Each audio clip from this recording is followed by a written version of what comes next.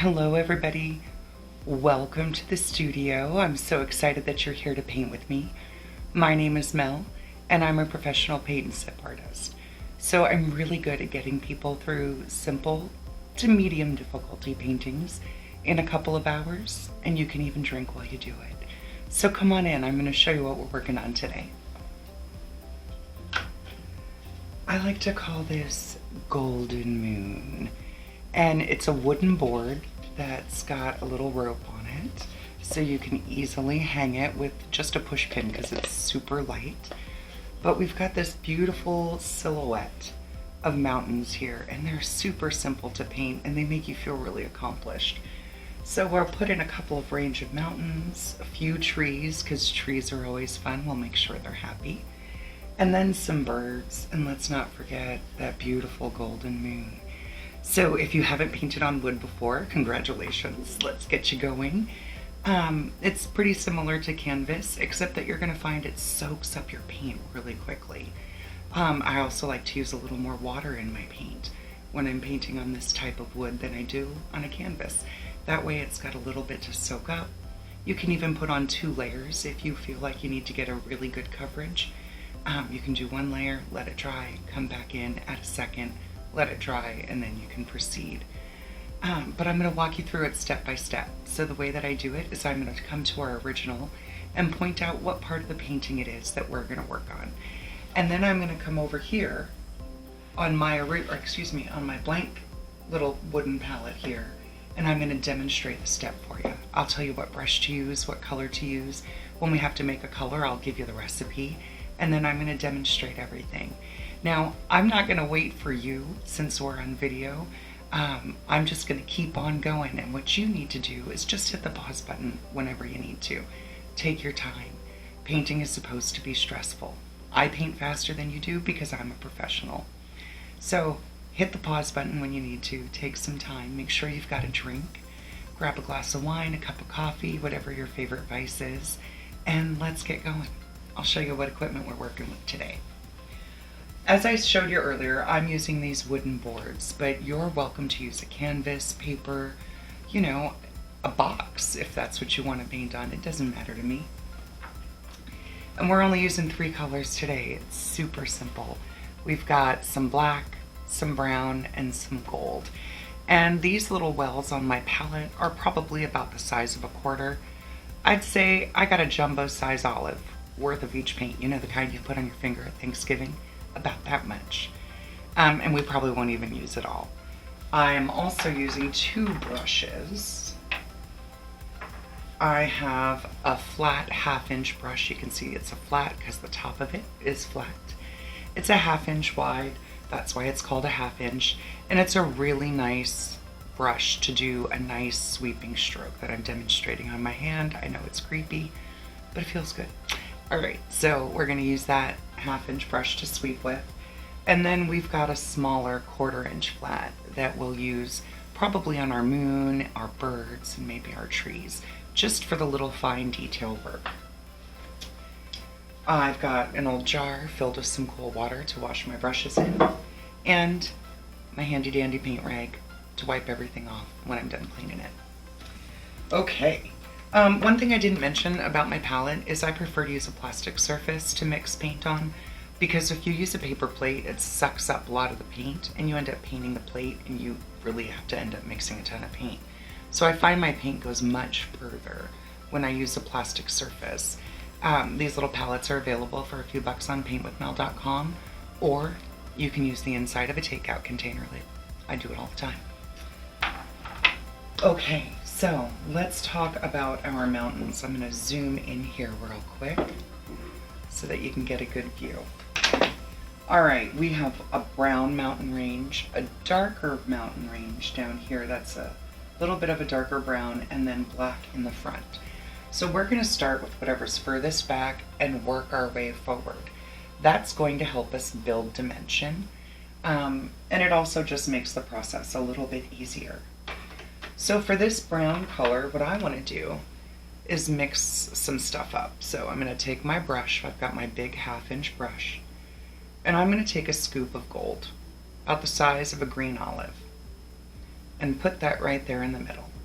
I'm also going to grab about an equal amount of brown and put those together and give them a little mix.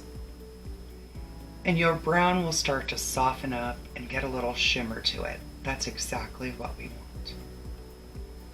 So I'm just sort of dabbing it because otherwise I end up spreading it all over.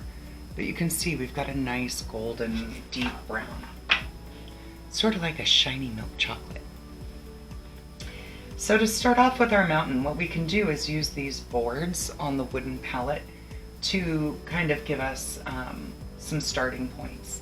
So if we look over here on the right side of our palette, the peak of our first and largest little mountain silhouette in the back comes up to just about halfway up the second board from the top, and it's in just a couple of inches. Now we could measure that with fingers. I'd say it's about 3 fingers in from the right, but if you're using a different size object, just look and see. Let's see, that's about 1/3 and 1/3, just about 1/3 from the top is what you could consider. So I'm going to come in, I'm still got that gold and brown mix on my brush, and I'm just going to draw the silhouette of the mountain. So I'll start on that right edge, I'll come up, and then I'll come down to about the middle of the 1/3 from the top and bring that line across. Now everyone's mountains are going to be different, so let's just take a sip of your wine, take a deep breath, and let's just go for it. I'm going to start over here on the right, just above that sort of second slat edge. Come up, make a little peak, and start angling my way down. When I'm about halfway down this 3rd slat from the top, I'm just going to let it sort of level out and work its way over. Now if you want, you can go over that line again. But I'm just coming up and letting my brush spread out, get fat. You can also turn it and use that skinny edge to go over your line again. But I try not to mess with the lines too much. I'm just going to start filling this in, and I'm going to come down to about halfway, just about 1 inch from the bottom. When you hit these little divots here, the little slats, I just pull the skinny side of my brush through and drag those bristles through that crack, and that'll help get that painted. And I'm just sweeping back and forth. If you find that your wood is really thirsty and drinking up your paint really quickly, you can always come over, take your brush, and just kiss the very tip of your bristles to the water. Pick up some more paint, and you'll find that it glides a little bit more smoothly. If you've got glimmers of gold showing up and little glimmers of brown, that's all good stuff. You can leave those streaky bits in if you want, or you can just continue to sweep and smooth them out. Now, you want your brush to glide across that wood. If it's dragging and scratching, try a little bit of water or a little more paint. But we want the wood to be able to soak up that paint. So I'm just working my way down with that brown and gold mix coming across that other slat. And I want to bring this mountain range down far enough that the other two don't have to get bigger, so that I don't have a little naked space. And one thing is, a lot of times folks like to take their painting around that side edge, and you can. When I paint on the wooden palettes, I tend not to do that. I'll do that more on a frame stretch canvas. But again, my instructions are like buffets. They're suggestions. Take what you want and leave what you don't. So if you want to paint that edge, you go right ahead and do it. All right, so I'm down about halfway. Let me show you. Whoop, there we go. It's really subtle, especially in this camera. Let's angle it. There we go. Now we can see it. And as it dries, it can get a little bit darker. That's all good stuff.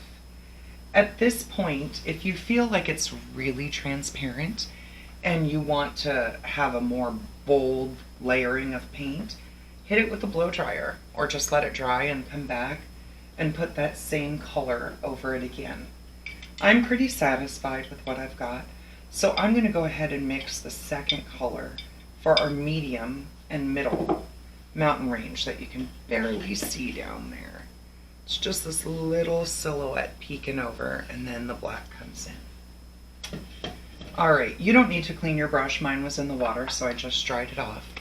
But what I want to do is come back over to what's left of that brown and gold mix. If you're out, just grab a small pea-sized amount of brown and an equal amount of gold and mix those up. We don't need a lot. You can see I just have about a dime size left there, but it's not a very big area. So I want to make it a little bit darker. I'm going to grab just about a pea-sized amount of brown and a pea-sized amount of black and swirl those in. And you'll see it'll go from milk chocolate to dark chocolate. You've got the two tones there. And again, we're just going to let the silhouette of the mountain kind of happen as we pull our brush apart across that board. So what I'm trying to say is, don't really be very specific about where you want those peaks. Just bring your brush along and sort of let them glide. If we're aiming for a rough area, we'll hit our mark. It'll be okay. So both of our silhouettes of that mountain, the next two mountains, are down on our bottom slat. So I'm just going to start over on the right side and bring that up almost to the little divider. And then maybe make a little valley and another little peak. And let this come off the left edge. And again, just fill it in. If the paint here is still a little wet, you may get a little blending. That's okay. You can wait for it to dry, or you can just sweep across and let it blend in a little bit.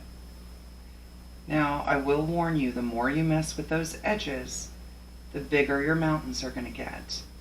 And you can't sit around and wait for them to get smaller again.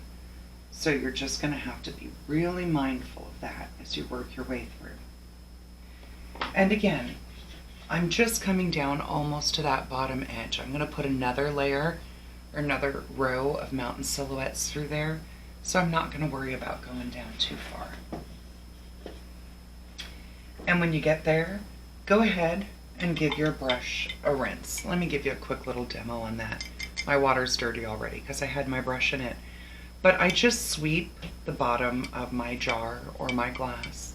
Just back and forth, sweep it. Take it out, take a look at it, make sure all the paint's off. If you need to, go back in for a double dip. And then drag those bristles across the rim of your jar. That's going to scrape them like the spatula on the side of the bowl and help get that excess water out. And if it's still really wet, you can just give it a little press right there into your rag or paper towel, whatever you're drying your brush off with. All right. So our final little layer of mountains is just going to be black. So I'm just dipping in here, loading up both sides of my black. You can see I don't want to bring that paint all the way down to the metal part of my brush. Just about halfway down. And let's look at our original. We can see that it's about an inch tall there on the right. And we're just going to bring the silhouette of that line about halfway across. And when we get there, we're going to bring this peak or this ridge right up to the top of that bottom slat. I'll show you. A little bit of black starting low on the right side. I try not to make my peaks and hills the same as the previous one, because then we're running parallel and your eye is going to pick up imperfection. So I try to make things imperfect by design. That way our goals are a little easier to achieve and there's just less pressure. Because painting is supposed to be relaxing. It's not supposed to stress us out.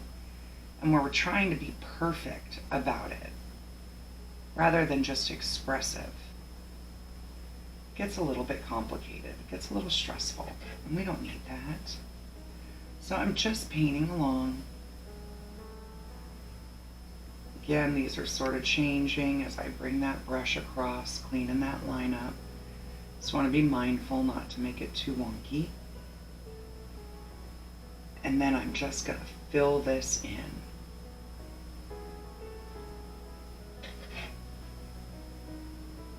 So now we have our 3 ranges here. Our brown and gold, our darker version with a little black in it, and then just some straight black. And at this point, take a little break, take a little rest, let it dry if you want to, or you can hit it with a blow dryer and keep on moving. It's entirely up to you. I'll be here waiting when you're ready to move on, so just come on back and we'll start putting in some trees. All right, we are back. And I'm just gonna do a quick recap of where we're at and give you a preview of where we're going. So we have put in our 3 silhouettes of our mountain ranges. We've got the brown and gold, the darker version of the brown, and then the black. And now we're gonna put in some trees. And I just wanna point out where the trees are so you can kind of get a visual on them. We've got one little lonely guy over here on the right, but there's a little bitty sort of next to him in the foreground. And then we've got 1, 2, 3 more over here on the left, and actually I think there's even a little tiny guy down here. So when I start these, I try to start them at different points on this black hillside. I don't know why. Probably because if I just start them all right at the top edge, they look a little wonky. This builds in some different levels of height and layers of dimension. You can make them any height that you like, and you can place them wherever you want. But remember, one of the very, dramatic and sort of appealing things about this piece is that it's got those clean lines of those silhouettes. So you don't want to hide them, unless you need to hide them, and then put a tree on it, right? Nobody will know. So let me put this back, and I'm going to show you some tree business. But first, let me zoom in a little bit for you so you got to get a better view. I'm switching over to my small quarter inch flat. You could also use a small round brush, a pointy one, if you need to for this. But I'm just going to get a little bit of black paint right there on my brush. And I'm going to start over on the right because I'm right-handed, and this way I can come toward myself and not worry about dragging my hands. Excuse me, allergy season. I won't have to worry about smearing what I've just painted. So I'm going to start with the rightmost tree, which doesn't quite come up to the top of that first tallest mountain. So I'm using the skinny edge of the brush and just sketching in a line that comes down to my black silhouette. Let me move that a little bit closer so you can see. Can you see that? Oh, there it is. Skinny little line. We don't have to be real particular about it. You're not going to see it. And then what I want to do is take my brush, and I'll start with just the little corner bit and tap my way down. So let me show you. I want the tiniest little bits to be at the top. So I'm just taking the corner of that brush and tapping in little branches. And I'm not going to fuss with that crack yet. I'm going to keep going and then I'll come back. But I'm just tapping little fuzzy rows. And I angle down to the right and to the left. And sometimes I just tap down along that line to create a little bit of distance between my branches. And I start with little taps because I can always come back in and add more. But you can't take it away. It's like oversalting soup. Once you've oversalted it, you're stuck with it. Unless the potato trick works. Sometimes that works. But there's no real potato trick here. So as I'm working my way down, I'm becoming a little bit wider. And I'm never going to paint the same tree twice. So just get that out of your head right now. Every time you paint a tree, it's a little bit different.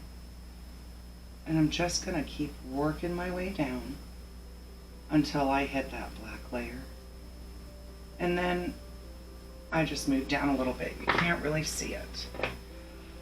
What I can do now is just come in and take the very tip of those bristles and kind of get in that little bitty crack. But there, you can see. You don't see the line, and we just tap our way down. I'm going to show you another one. Excuse me, I really have some allergies today. I'm going to come over and just do a smaller one, just to the left. Skinny line. Take the very corner of that brush and just start tapping my way out. And then I can move on to the flat edge of those bristles. Oops, let's get a little more paint. And working my way across. Nothing needs to be perfect. The reason this is such a sort of a blessing, I guess, is because we're doing silhouettes. And when we're doing silhouettes, we don't have to worry about fine details. You know, it's sort of like a get out of jail free card. As long as we have that shape, we're going to be in good business.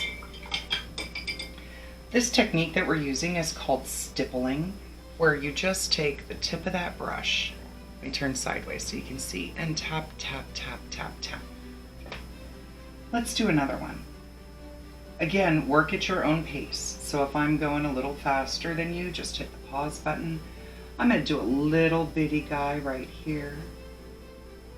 Take your time. Breathe while you're painting. Just relax. You got this.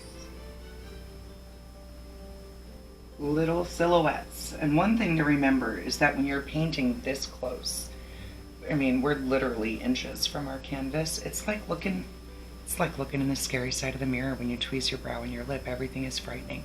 So sometimes you just need to stand up and step back and get some space and distance between you and the piece so that you can really get a good look at it. Things look a lot better from a little bit of a distance. All right, let's come on and do another one. And I'm just going to bring this one a little bit further to the left than the last one I did. Remember, our placement is not critical. We just want to take our time with our stippling so that we don't overcrowd those branches and end up just painting a big black triangle. I get a little messy down here, but no one's going to see that. It's the same color, so it just blends in. Camouflage. All right, I got 2 more to go. They're just going to keep getting taller. Trying to leave room between here and the left edge for another one. It's getting a little tight, but that's okay. It's not like you're writing a Christmas card and you run out of room and you have to cram 4 sentences into half an inch. I can always let the left edge of the last tree go out of my point of view. And that's okay, because then I only have to paint half a tree. So that's what Bob Ross would call a happy accident.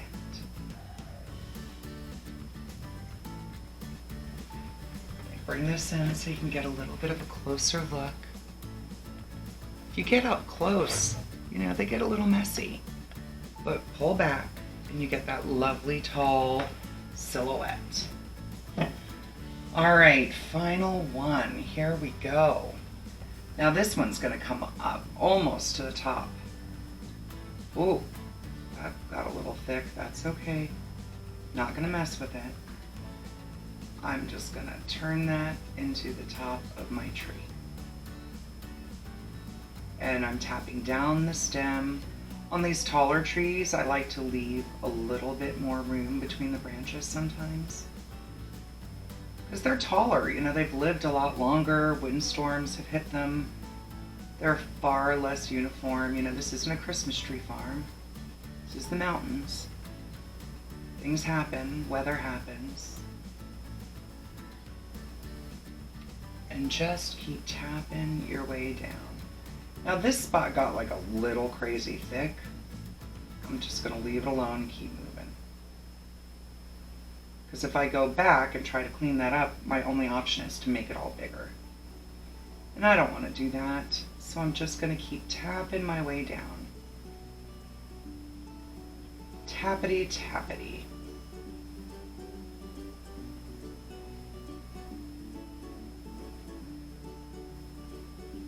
Just keep moving. I know it's getting quiet, sorry.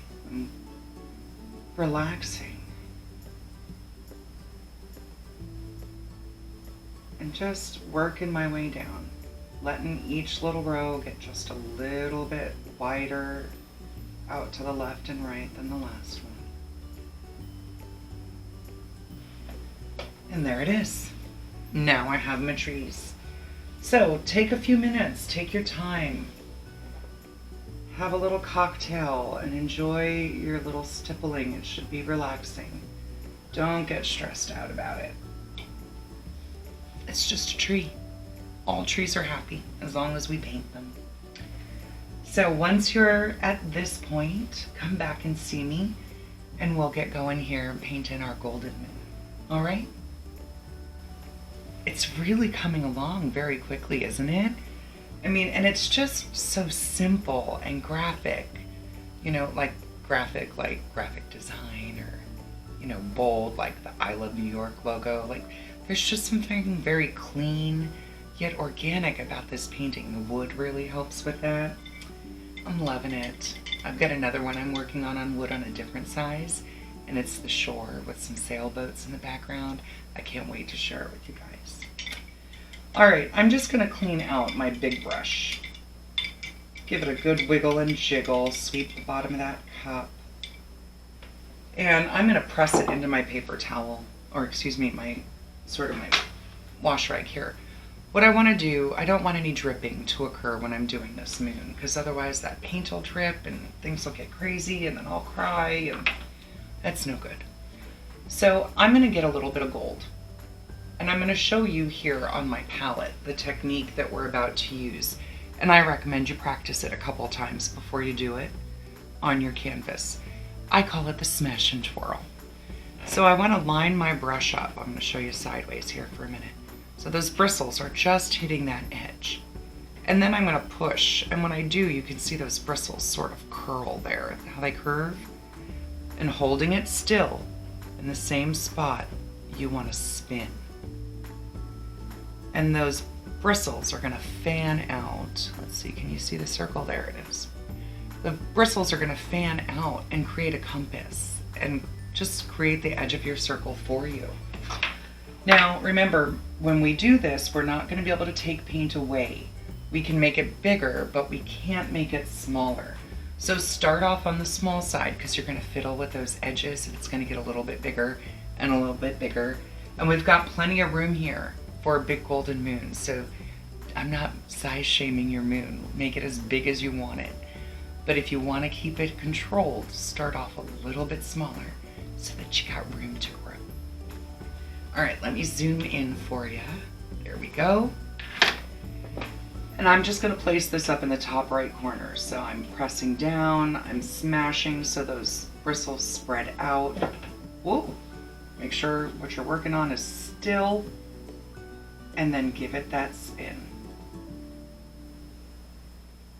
And see, the first time doesn't come out perfect. It's a little wonky, but I can just come along and spread those bristles out again and twirl. Now, I got a big old bubble of paint there. I don't know if you can see it. It's like a goober. And I'm just gonna pull that a little in and then just sort of gently smooth off any excess paint. Circle's still a little wonky. Let's get that under control. What I want to do is use a thin layer that's going to dry relatively quickly. I want it to soak into that wood, and this is going to dry a lot lighter. And that'll give me the opportunity to come back and put a second layer on it. But this paint is sort of like nail polish. You want to do a thin coat, let it dry, and then come back and apply a second one. And that second coat is where you get the beautiful coverage. Okay, now before we even begin the birds, I'm going to give you an easy out. Let me grab it for you. If you are concerned about making these little tiny birds with a paintbrush, you got a couple of options. Let me show you. First, you can always, there we go. You can always dip the business end of your brush into the black paint and use it like a marker or a pencil. I like to use the very corner of the tip of my bristles. That's how I'll do them. but a good old-fashioned Sharpie marker, you can't beat that. So first, let me show you the Sharpie, and then I'll show you how to do it in paint. That way you can decide for yourself which way you want to do it. Now let's look at our birds. I call them hotel art birds because they're in every seascape or landscape in a hotel room. And it's just a quick V with a longer edge for the wing. So let's grab our painting, and you can decide where you want them, but a V with a little bit of a longer line.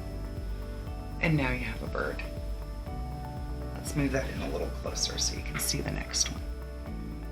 And you can make them smaller so that they're further away, or you can make them even bigger so that they're closer. Now, that's with the Sharpie, and there ain't no shame in that game, my friends. If you are concerned about doing this with the paintbrush, art's not supposed to be stressful. It's supposed to relax. Use the tools that you've got available. Make it easier. Okay, now I'm going to show you the business end of the paintbrush. Not the bristles, but the little wooden end. Just get a little dip, tiny little spot, there we go, of paint. And you can come in and use it just like the tip of a pen and scratch it in. It's not as effective. It's a little bit more concentrating, but it works. And then my final technique or method can be using the paintbrush itself. And what I like to do is get just a little bit on the tip of my bristles, and I'm going to use this skinny edge. So if I use the very skinny edge, I get a thin line versus the fat edge where I get a wide line. So I can just use that skinny edge in the corner and just come in and create another little bird. And I'm not going to lie, the Sharpie is the easiest method. In fact, I got no shame. I'm going to pull my Sharpie out and add some more birds because that's awesome. And you can make them bigger, just a few, a little flock. That's all we need. All right. So that means that when you're ready, our last step, we are on it. This is a fairly quick little painting. We're going to come in and just add some more gold, our second layer of gold. So I'm going to start with a clean, dry set of bristles on my large brush again. I'm going to grab some more gold. And I'm not going to do the smash and twirl this time, although you're welcome to.